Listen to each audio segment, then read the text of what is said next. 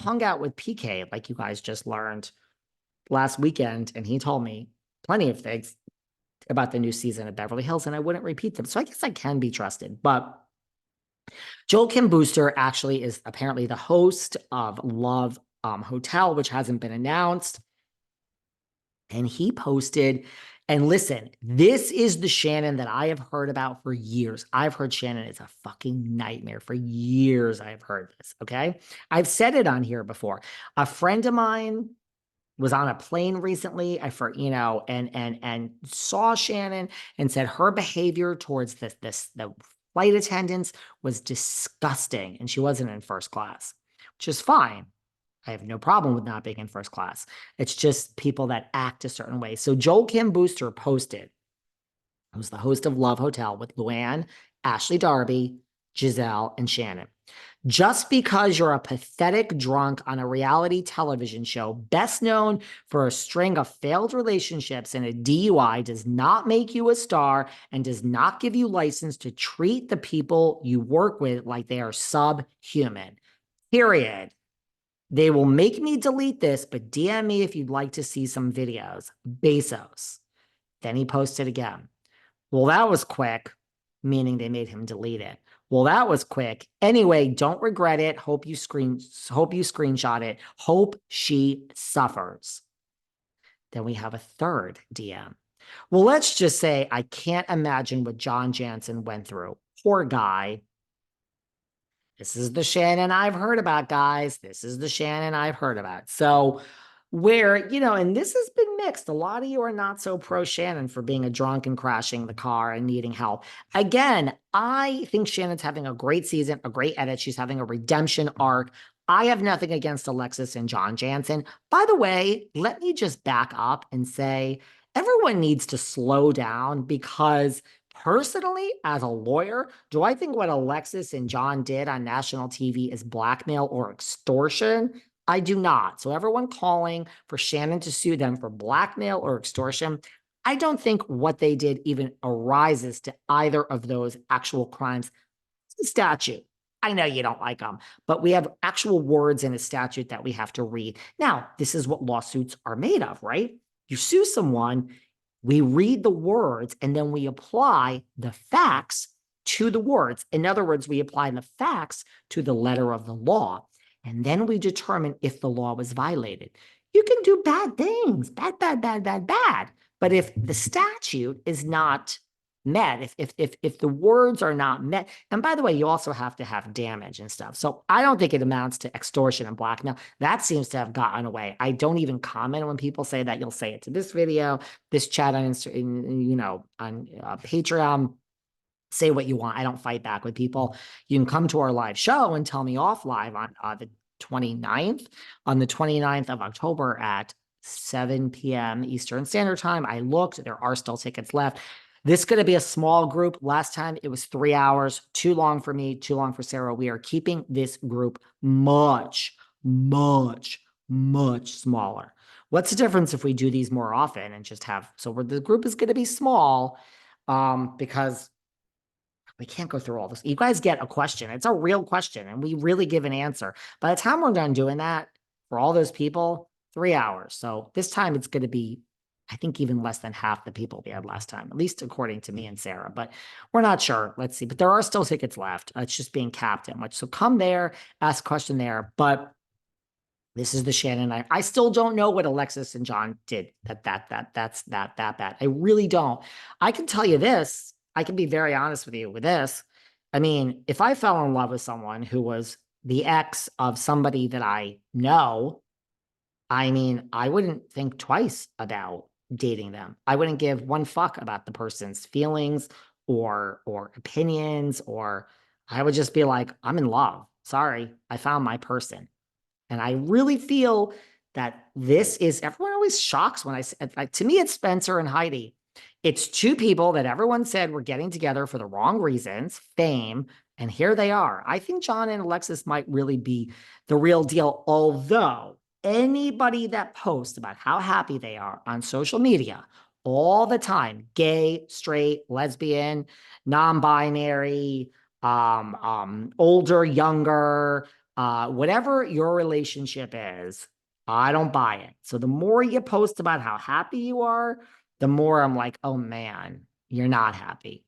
Let me tell you something. The goal in life, guys, should be to have nobody know anything about you. That's the goal, not to have all this on Instagram. I mean, y'all think you know everything about me. Oh, I mean, like the goal should be to quietly be a secure person and not to kind of put it all out there on Instagram. I mean, so I don't put any of that out. If I fell in love with someone tomorrow, you wouldn't know about it. I mean, eventually it would come out, but I would never be the one to post. But I'm also not one to post about loss, like, oh, today we lost my sister, we lost my grandma. That's me. I don't put that shit online. That's just me. But I'm a secure whole person. So that's the only reason why I'm like John and Alexis have my eye raised, because they really do put out how happy they are all the time. But I don't know what they did that was so bad. But this is the Shannon that we know. I mean, look, Luann ain't putting up with that shit. Fucking Ashley Darby, forget about Giselle, because Giselle will blow whichever way the fucking wind blows. But Ashley Darby, honey, ain't putting up with that. But good for you, Joel Kim Booster, because it is true. It is true. You do not have a right to treat anybody like that, no matter who you are. And it's always the fucking housewives. In my experience, it's always the fucking housewives. That's my honest feeling. You meet these real celebrities and they are so nice. And these housewives, for the most part, think they are all that. And I don't know where that comes from. So good for you, Joel Kim Booster. Shannon, get your shit together. The world feels sorry for you, blah, blah, blah, blah, blah. But do I believe this? Do I believe that she rolled in there as if she was like, everyone should be, and this is the problem, and then we'll go, Shannon don't know. She don't know who Joel Kim Booster is. She don't know. I mean, God forbid we don't know who this like Asian actor is who's been in like all these gay films and is really blowing up and is up and coming. Now, if it were Brad Pitt, she would walk in there and kiss his ass. So this is the problem with like how it works is like, girl, just because you don't know who Joel Kim Booster is, well, first of all, whether Joel Kim Booster was the guy that cleans your toilets in the morning or some up and coming actor who I don't even think up and coming is really the right word because he's made it.